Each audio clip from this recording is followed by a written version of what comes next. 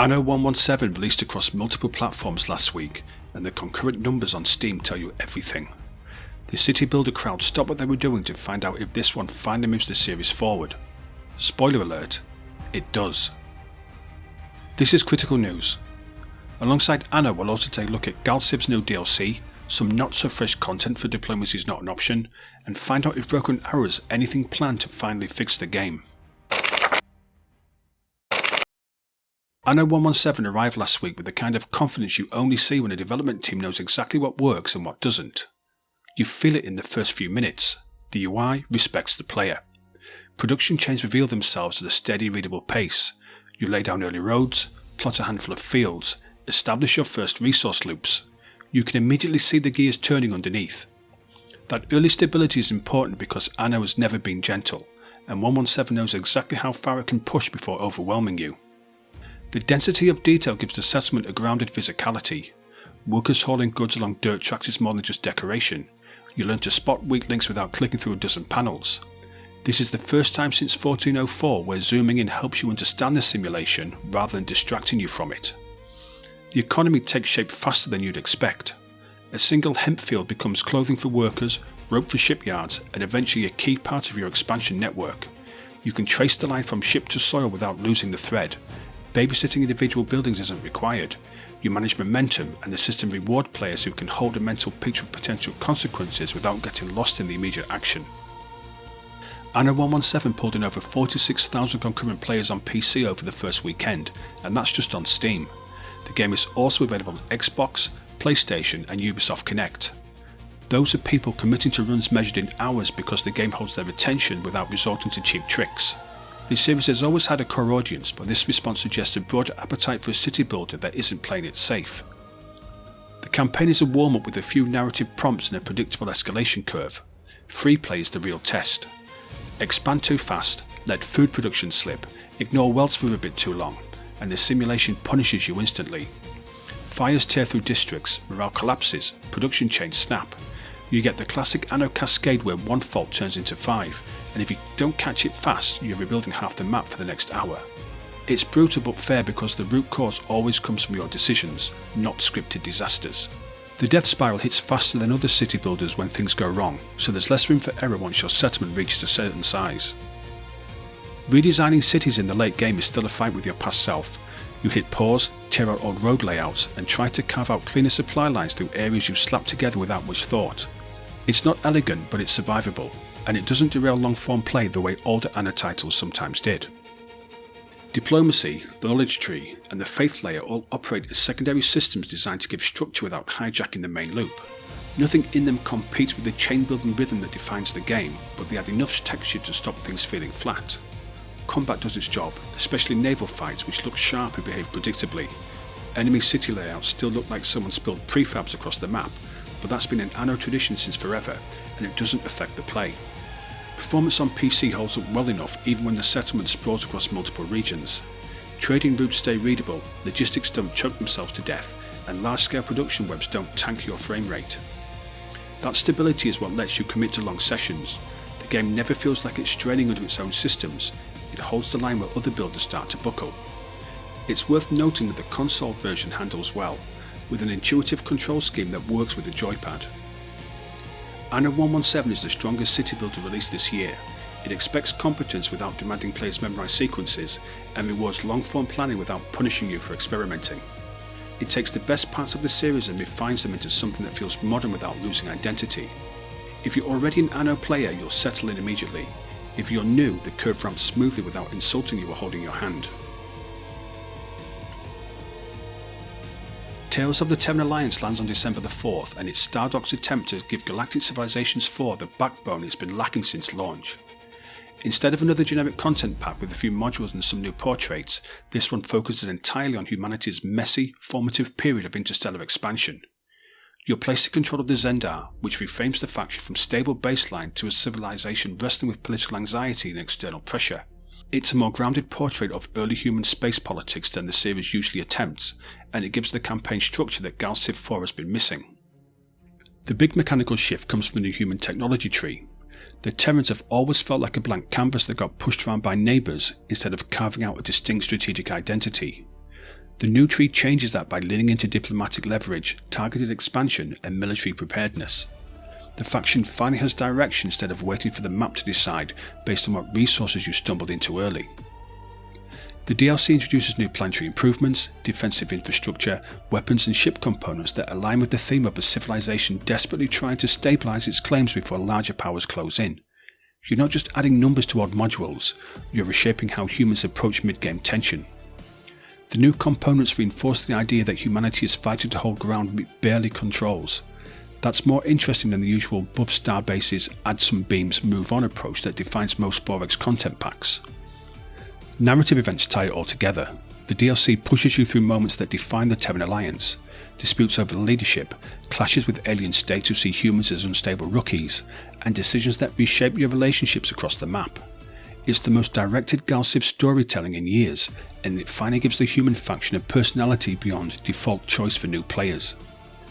This is the opening chapter of a 5-part expansion plan stretching into 2027.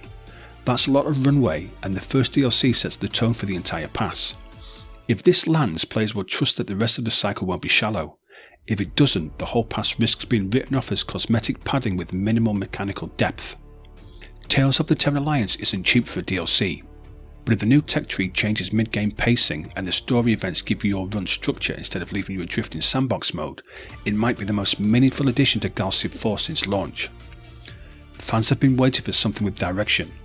This looks like Stardog finally admitting the game needs firmer identity and taking a real swing at it instead of playing safe. The Undead Overhaul in Diplomacy is not an option, it is a full structural rebuild of a faction that's been coasting on theme instead of function. The old Undead economy was shallow, the unit roster small, and the faction's scaling collapsed under any real pressure. The new version fixes those limitations piece by piece until the faction finally looks capable of full-length competitive play. The biggest shift is the new resource layer, which plugs the economic gaps that used to doom the faction the moment a single link broke. You're no longer locked into rigid, brittle production routes that collapse if one building goes down. You can stabilise. The dealer worm, the Undead's version of a market, reinforces that. Instead of watching a run die because one chain dried up, you can convert excess resources into what you need. This gives the faction breathing room that they never had, which changes how you approach the mid-game entirely. The unit roster is now broad enough to support real tactical decisions instead of forcing you into one predictable approach every match.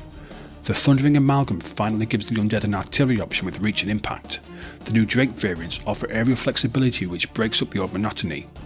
Flesh Collectors fill the gap between static defense and mobile pressure, with their cocoon immunity giving you a tool for managing choke points and protecting fragile units during transitions.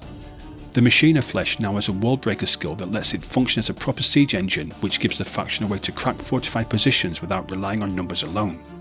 Crowd favourite Grim Pilgrims finally gained their summoning ability, the same one they used to only show up on enemy versions. Tying it to research keeps it from becoming an early game crutch and folds it into progression cleanly. It's a long requested fix that finally makes sense instead of feeling like an arbitrary balance decision. Territory expansion is no longer a chore. Defining monuments are less restrictive, allowing you to shape your footprint instead of wrestling with placement rules that punished you for experimenting. Elevated platforms let range units exploit terrain properly, adding a layer of positional play that the faction never had. It turns the Undead from a brute force faction into one that can hold ground intelligently and punish poor positioning from opponents. The new research tree is the final piece. Over 60 upgrades give the faction a long-term arc. Instead of running out of meaningful choices early, you have branches that support different styles of play. It makes the faction feel complete for the first time instead of half-baked.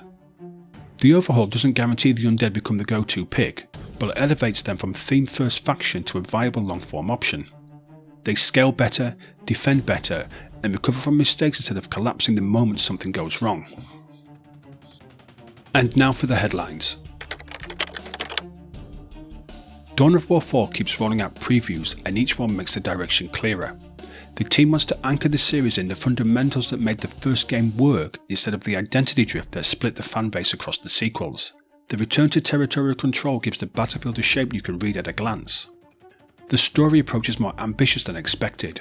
4 campaigns at launch, one for each faction, all tied into a broader narrative set on Cronus after the fallout from Dark Crusade. King Art brought in Black Library author John French, with signals there aiming to avoid the usual stitched together campaign where factions barely acknowledge each other. Years after Dark Crusade, Cronus sits on the wrong side of the Great Rift. When the Bloodraven, Cyrus and Jonah Orion arrive searching for their chapter, they find something worse waiting. The impression so far is that King Art Games knows the audience doesn't want reinvention. They want a modernised version of what worked, decisive movement, readable squads, and a battlefield that rewards momentum instead of punishing it with micro-requirements. Broken Arrow's roadmap stream on November the 25th is the studio's chance to reset the conversation. The game has been struggling to get things right for months, and the community has been stuck between uncertainty and frustration. This event needs more than a broad outline. They're promising a full roadmap with milestones, timelines, and a rough shape of the game's development path heading into the next year.